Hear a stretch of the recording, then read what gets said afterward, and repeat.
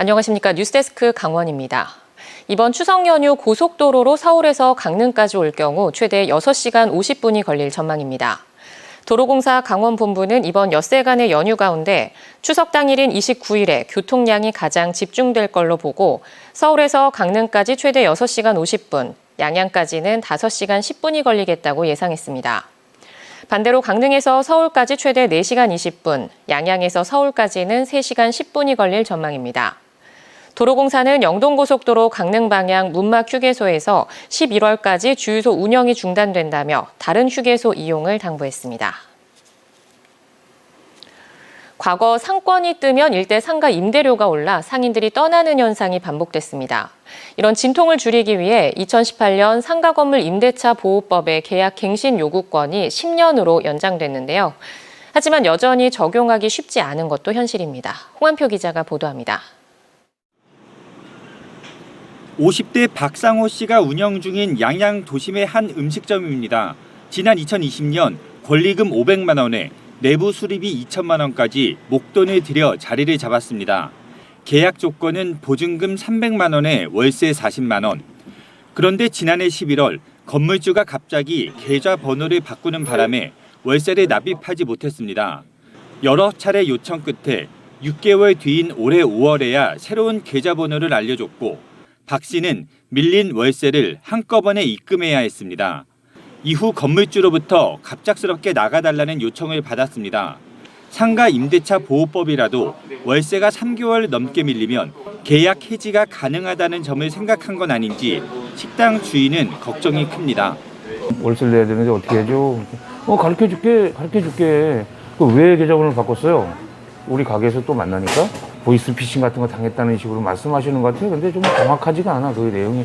지난 2018년 상가 건물 임대차 보호법의 계약 갱신 요구권이 10년으로 연장됐고 2020년부터는 자영업자들의 부담을 덜어주자는 취지로 상가 임대료 인상 상한율을 연 5%로 낮췄습니다. 하지만 일방적으로 계약 해지가 되더라도 소송 등이 아니면 임차인이 구제받기 쉽지 않습니다. 근거 자료를 만드시는 게 중요한데요. 그게 없더라도 이제 문자라든가 이런 걸 통해서 본인이 충분히 임대인한테 그 차임에 대한 부분을 지급하려는 의사가 있었다는 부분을 구체적으로 자료 제시나 이런 걸 할 수 있게끔.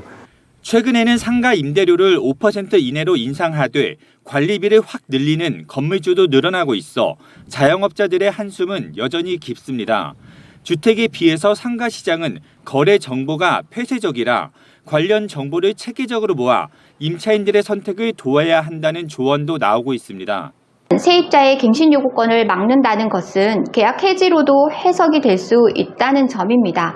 더는 재계약을 하지 않겠다는 것은 계약을 해지하겠다는 의미가 되기 때문에 오히려 건물주의 위법 행위로 판단이 될 수 있습니다. 앞서 양양 사례의 경우 해당 건물주에 여러 차례 연락했지만 취재에 응하지 않았습니다. MBC 뉴스 홍한표입니다. 강원 세계 산림엑스포에서 선보이는 5개 주제 전시관이 인기를 끌고 있습니다. 기후 위기 시대 산림의 소중함을 알리는 대형 미디어 아트 영상이 마련된 푸른 지구관은 핵심 코스로 자리 잡았고 산림 복원 과정을 전시한 산림평화관과 문화유산관, 휴양치유관도 발길이 이어지고 있습니다. 또 산업교류관에서는 95개 산림 관련 기업의 생산품과 기술을 만나볼 수 있습니다. 조직위원회에 따르면 어제 기준 산림평화관 2만여 명을 비롯해 전시관별로 13,000에서 16,000여 명의 관람객이 방문했습니다. 2024 강원 겨울 청소년 올림픽 대회를 밝힐 성화가 다음 달 3일 그리스 아테네에서 채화돼 본격적인 국내 봉송이 시작됩니다. 현지 시각 10월 3일 정오 그리스 아테네 파나티나이코 경기장에서 채화된 성화는 오는 8일 인천국제공항을 통해 입국하며 대회 개최 100일 전인 10월 11일 서울광장에서 출발 선언과 함께 국내 23개 도시를 돌게 됩니다. 특히 주자에서 주자로 이어지는 릴레이 형식이 아니라 각 도시마다 점화식과 올림픽 가치 교육 프로그램을 선보이는 투어 형식으로 성화 봉송이 진행됩니다. 2024 강원 겨울 청소년 올림픽은 내년 1월 19일부터 2월 1일까지 강릉과 평창 정선 횡성에서 열립니다. 독감 유행주의보가 발령된 가운데 연령별 독감 국가 예방접종이 실시됩니다. 생애 첫 접종 등 13세 이하 어린이와 임신부, 65세 이상 어르신 등 국가 예방접종 대상자는 접종 기간을 확인하고 내년 4월 30일까지 지정 위탁 의료기관을 방문하면 무료로 접종할 수 있습니다. 특히 65세 이상 어르신은 독감과 코로나19 백신 동시 접종이 권고되고 있습니다. 질병관리청은 지난 15일 2023-2024 절기 독감 유행주의보를 발령했고 접종 2주 후부터 항체가 생성된다며 10월과 11월 중 접종을 당부하고 있습니다. 지난밤 강릉의 한 양계장에서 불이 나 닭이 모두 폐사하고 시설이 전소됐습니다.